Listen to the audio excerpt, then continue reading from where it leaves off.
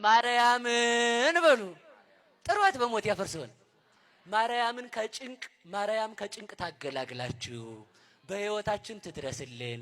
ስለዚህ ፍጥረትን ሁሉ ያስታረቀችው የጥል ግድግዳ የፈረሰባት እግዚአብሔር ዓለምን በምህረት ያየባት ተወልዶ ዓለሟን ማይጸን አድርጎ ዓለምን የቀደሰባት የማትፈርስ መቅደስ እግዚአብሔር ለፍጥረታት ጠበቃ አድርጎ የፈጠራት ድንግል ማርያም ናት።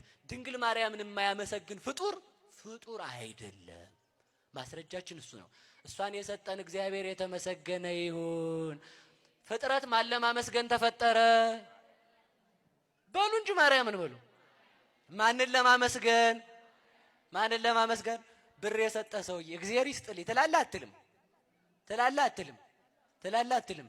እግዚአብሔርን የወለደችን ማርያምን የማታመሰግን ታዲያ ምን አባህ ነው? ብር ለሰጠ እግዚአብሔር ይስጥልኝ። ማን የሰጠህ? ሰውየው። እግዚአብሔር የሰጠችን ምን ማለት አለብን?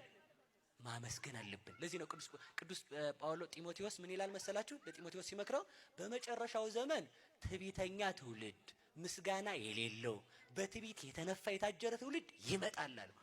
ምስጋና የሌላቸው በትዕቢት የታጀሩ እንኳን ማርያምን እኔ ክርስቶስን እመስለዋለሁ ክርስቶስን አይቼው ሰላም ብየው መጣሁ የሚሉ ትዕቢተኞች ስላሉ ማርያምን ቢነቁ አይደንቀንም። ግን የመጨረሻው ሐሳቤ ማርያም እግዚአብሔር የወደዳት ናት በሉ። በሞት ያፈርሰዋል። ማርያምን በሉ እግዚአብሔር የወደዳት። ከእግዚአብሔር ትበልጣላችሁ አትበልጡ?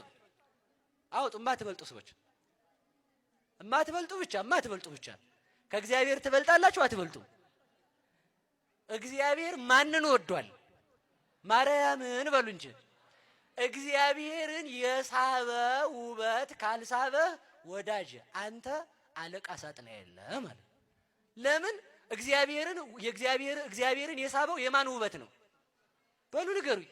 የማርያም ውበት እኔንማ ይስበኛል እንጂ ኃጢአተኛውን ይስበኛል። ስለዚህ እመቤታችንን እናት አድርጎ የሰጠን እንድናመሰግናት የፈጠረልን እግዚአብሔር ስሙ የተመሰገነ ይሁን።